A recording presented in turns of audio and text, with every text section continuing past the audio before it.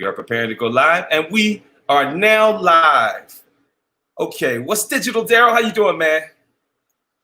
I'm good, man. I'm good. So right now we're streaming live. This should be going out Yes. on Facebook, YouTube. I see that it's not showing up on Black Reflections Live, but that sometimes is the reality of live. But first of all, Brother D, congratulations on making a timeless movie. Thank you. I'll say it again. Congratulations on making a timeless movie. Well, yeah, because you don't know if, when you make it, if it will stand the test of time, if it's still relevant. I hope that, and I think that's the thing that the audience decides.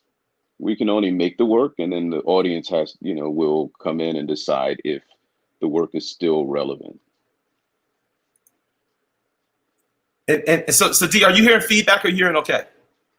No, I'm good. I'm good. No feedback on my end. Good. So can you tell folks a little bit about your journey with the movie over the years? Well, let's see. Starting off, Detention started off from my experience working as a substitute teacher in the Baltimore school system. And then, from that experience of meeting and working with students in the school system, I actually wrote Detention, and it was a screenplay that I submitted for a play, because at the time Baltimore had a WMAR TV contest, and I submitted for that, and I think it came in a second place or third, but the arena players presented the play as a stage play. And because the play actually takes place mostly in one location, it actually, was easy to translate to the stage. And then after they did the stage play, I was like, well, let's figure out how we can make a movie. And then, me and you met, and then we sat down and we talked and figured out, okay, how can we make this a movie? And we went around looking for schools. And then, 12 days? 12 days. I think 12 days in 12 Baltimore days, in the summer. 12 days, 12 grand in the summer.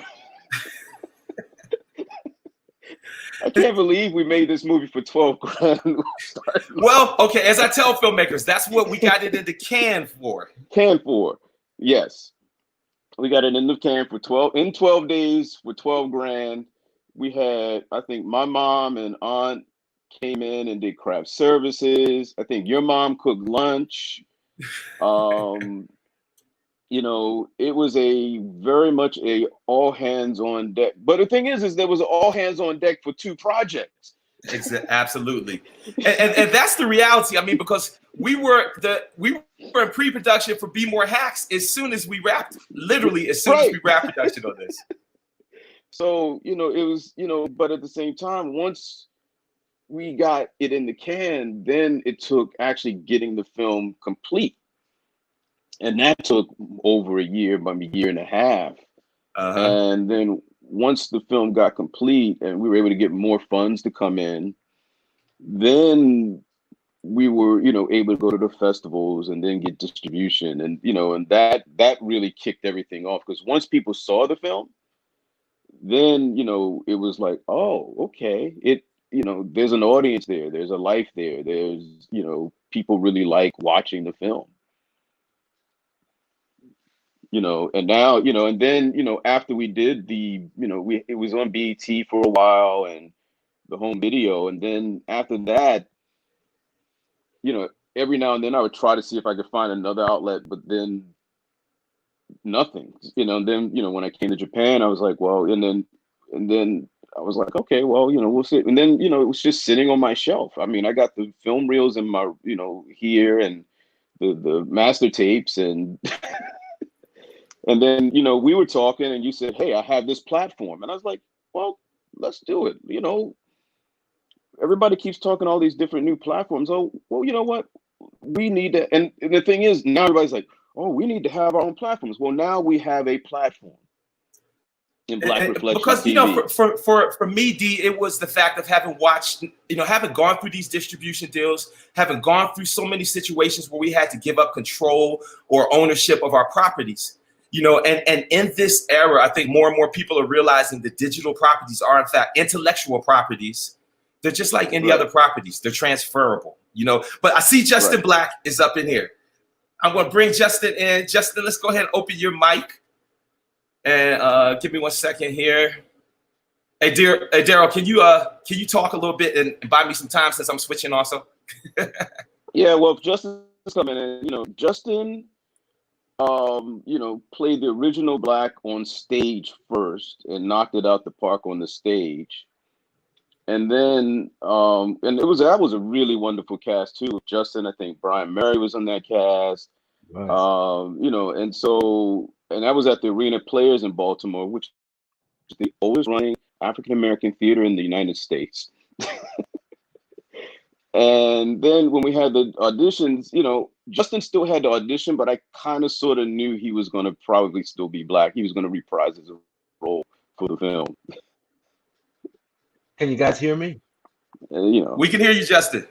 Oh man! We can see you. Look at you. You got about as much hair as me, man. You and me, we're running the same program. Yeah, we all running the same program, man. You guys look terrific, Maxie. It's been 24 years. Absolutely, man. Yeah. Great to see you, bro. You as well, man. So, Darryl, I heard what you were saying there. Yeah, I had never done anything on film before. I was always a theater stage performer, and that was all I was familiar with. So it was a big learning curve. But again, as you mentioned, with just 12 days to learn, you've got to cram it in pretty fast. So it was definitely a different experience. But you know, at that time, well, you know, when we finally had some of that early exposure, people were stopping me in the streets. And a really funny story. One of my best friends, he checked in earlier, Mervyn Bourne, had a cousin who was a film head. And when I first met him at a cookout, he kept staring at me. And he finally said, you know, I feel like I know you, but honestly, I don't think I like you. And he had seen Detention and watched it several times and had such a strong reaction to Black's character. And you know, to this day we see each other, we kind of laugh about that story, but it's a power to the writing, Darryl. It's a power to the story. You guys were talking about how timeless the story is. And for better or worse, in these communities, this is has been an eternal tale. And just watching it again in totality tonight for the first time, and you know, God knows when, reminded me of that. What a great project, man. Man, well, can you tell us about your journey from Black on the movie Detention to being Dr. Black? Yeah, let's see. Well, the two are different for sure. You know, I was laughing at the even just the costuming in the in the film. I had to borrow boots. That wasn't my style. You know, it wasn't the way I dressed. I was a freshman chemistry major at Morgan State when we were filming that, and so you know, Justin Black's reality and Isaiah Black Russell's reality were polar opposites, and so you know, I finished that. That's really the last, I'd say the last thing of substance that I had done in any of the arts. And then I went into the books, and from there, you know, graduate school, medical school, and here we are. But it's really, it's a life's honor. And I'm so grateful to have been able to perform this on stage, which was, you know, like a recurring, you know, nightly thrill. And then to have it just memorialized on film with all the hard work and the love that was poured into it, it's just an honor. It's great. So Darryl, are you writing Detention, the reunion, the 25-year anniversary reunion movie? Okay, I'm not hearing Maxie. So Justin, you can hear Maxie. I can hear both. Yeah, I can hear you both. Okay, Darryl, can you hear me? Darryl's having a hard time hearing you and Maxie, I think. Darryl, can you hear me? I can hear Justin. I just can't hear Maxie. Darryl was Maxie was asking you, are you writing Detention, the reunion? I'm not writing Detention, the reunion, but when I get my next film off the ground, it's a project I want to do called Waterworks. And my goal in Waterworks is to have a few cameos, and we can see where some of the characters from Detention have landed X number of years in the future.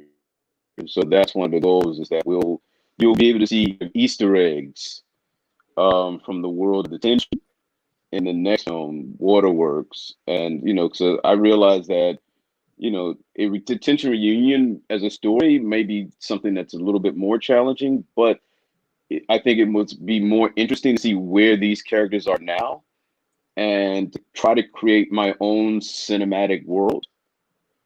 Whereas you say, oh, that's this character, that's that character, and it's just, you see a little, it could be like one or two scenes and a character pops up and you realize, oh, that was that character from his first movie. But that's kind of boiling in the cinematic pot right now. Wonderful, man. Forever creative. Well, what else you gonna do? Just stay creative. You gotta stay creative. And the interesting thing, Justin, about you were mentioning about the wardrobe is that, I don't know if you remember or you realize this, your character is always wearing red, white, and blue.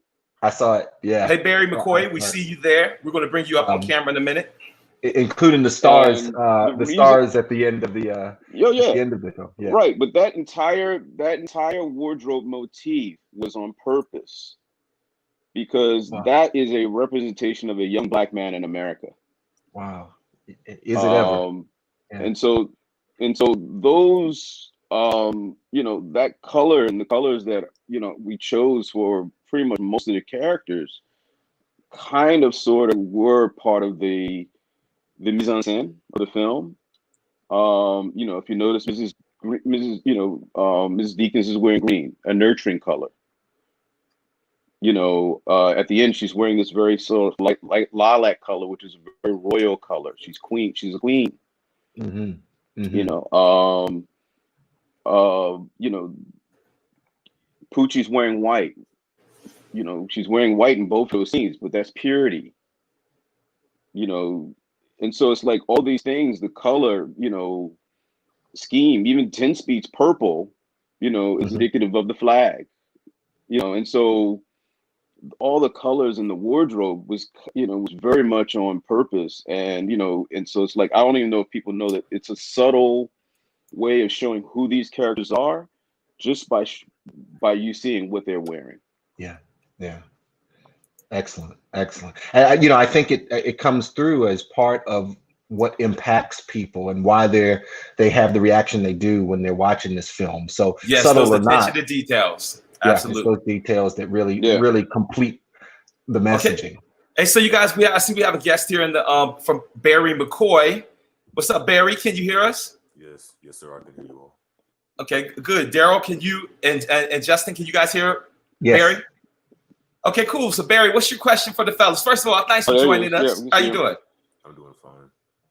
All right, cool. So what question do you have for either Darryl or Justin?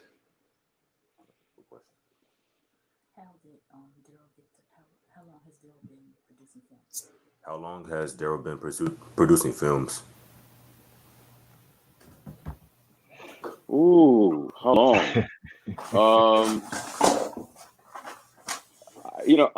I started writing my first screenplay my senior year of high school.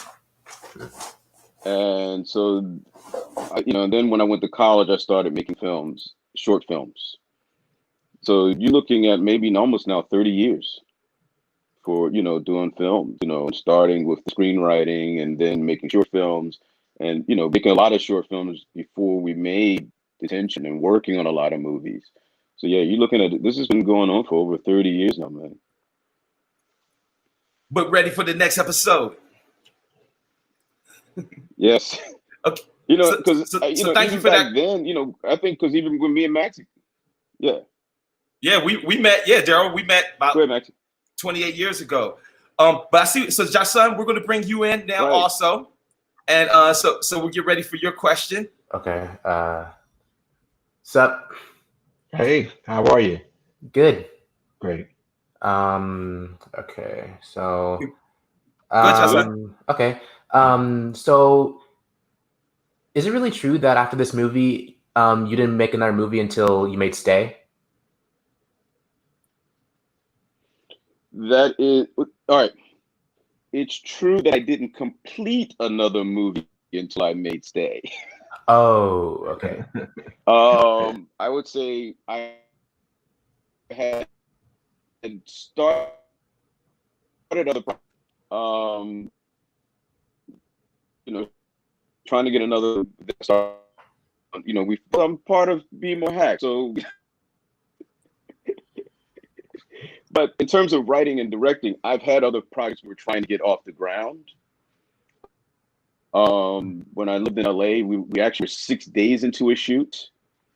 And that one went straight to, that was probably the worst production experience I think I ever had, was going to a film, shooting 6 days out of 12, and then coming to find out that the guy who was putting the money was writing bad checks and had fraudulent credit cards all over the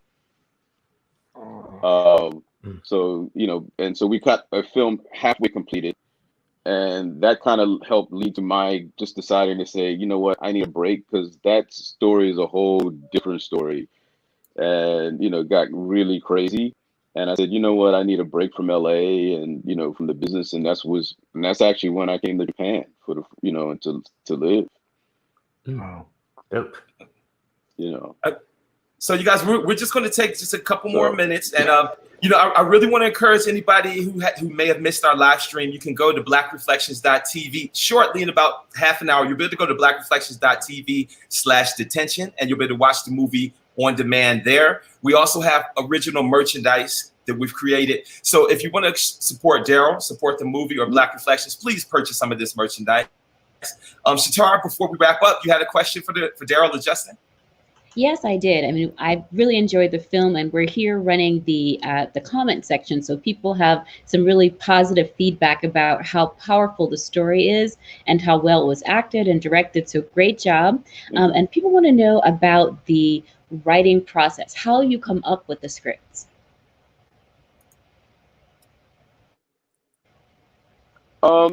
I came up with the script, like as I said earlier, it's like I was a substitute teacher in the Baltimore City school system.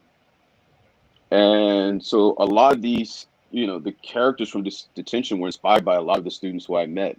And so it's initially, I wanted, you know, I had this idea of saying, what if we take what we always see as stereotypes of young Black people and we delve into who they are?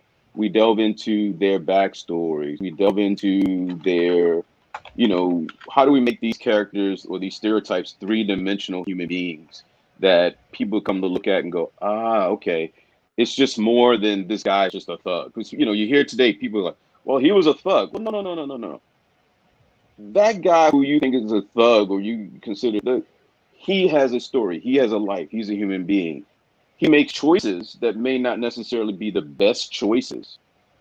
But at the same time, how do we get to understand his psyche, you know, a little bit? And so that came, you know, from my experiences working in the school system. And so I knew I couldn't be a sub forever. Because one day, you know, and I probably, you know, it's like, do I follow my creative goals or do I try to go, you know, more into teaching? But I remember I was in a class with a kindergarten kid, and the kid was like, I want to go to jail because, you know, everybody goes to jail. I was like, you're like first grader. What are you talking about? No. It broke my heart. And so I figured, as a creative person, try to write something that hopefully could speak to people and, you know, and help us try to help the next generation. What are we going to do for the next generation that's coming up behind us? And, you know, so that was kind of, and so I just went in and just wrote. I mean, there were a lot of drafts of the script. Me and Maxie went through the script several times. You know, the play went through, you know, iterations. So there was a writing process. And as I said in the chat earlier, even as we were shooting, I was rewriting. because when we did the gym scene, that was a much longer scene. I think I cut more than 2 pages out of that scene because I was like, this scene is too long. So the night before, I'm coming in with new pages in the morning, like, hey guys, this is the new scene. But again, that's the advantage of that production experience, you know, Darryl. You knew to cut the scene down versus us getting in there trying to shoot an unachievable goal. You did. You knew to cut the scene Right, down in and- advance. I mean, that's exactly, it makes sense. Yes. Yeah, in advance, but the night before. But you know, but it helped to make the movie better, I think. You know, and we didn't, because also we were shooting on film, so I also recognize from a producer standpoint, we didn't have that much film to use to shoot those extra pages as well. So it was about the make the scene shorter and stronger and cut out the fat. And at the same time, you know, conserve our resources so that we can move on to the strategy. next, you know, for the we next had scene. to be strategic. Yes. You know, because Definitely. you know, I still remember my favorite moment on that set, and this has nothing to do with production, was during lunch, where I don't know who made it, but Maxie comes in, and it was lunchtime, and Maxie comes in and he goes, all right, everybody, I'll just let you know right now, everybody, 3 wings. 3 wings. That's production. See, dear, I do that at home. You know, Yes. that's home economics in production. Yes. Line items everywhere. Yes. And look, you guys, I want to go ahead. We only made enough. I want us to go ahead and wrap it up. You know, I want to go ahead and start wrapping it up. Hey, Justin, can you tell people on social where they can find you? And is there any word that you would like to put out there for yourself? No, not at this time. I'll be working on something, thinking of a podcast, just Black Talking, and I'll be covering some things that I find interesting and random, and giving some perspective on it, and hopefully so. But I have a very small social media presence at this moment.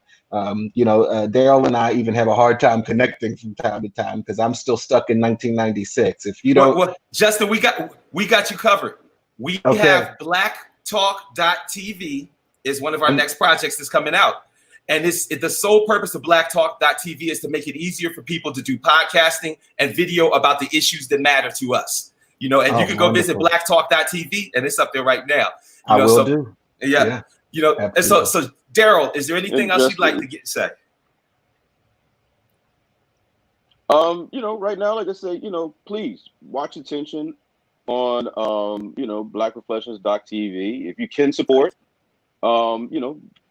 make a donation or buy some merchandise. But also, if you go to, and sorry, Maxie, I'm going to have to send them to another platform.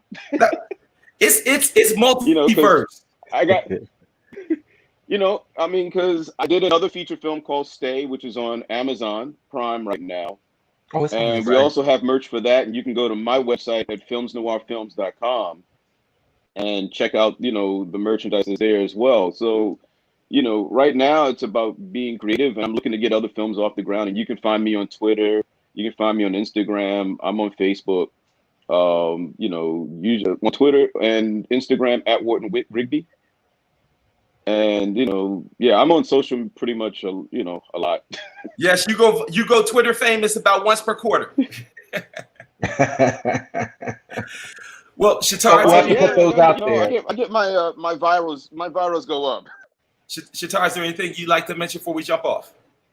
I just want to say thank you so much. You were asking Darryl if the story is still timely, and yes, as you can see, Dr. Cynthia White was saying in the feed, and she's a psychiatrist, that a lot of her patients right now are still dealing with these very same issues. So I, of course, put the link in there and said they can come and watch, and maybe it will help them as they're going through this, even today. Well, thank you, everyone, for joining us. The great thing is, this has been produced by Super Livestreams with Wifey Shatar behind the scenes, helping make things move along. Jason behind the scenes, helping make things move along. Sam, Troy, and the rest of our team. Darryl, much respect.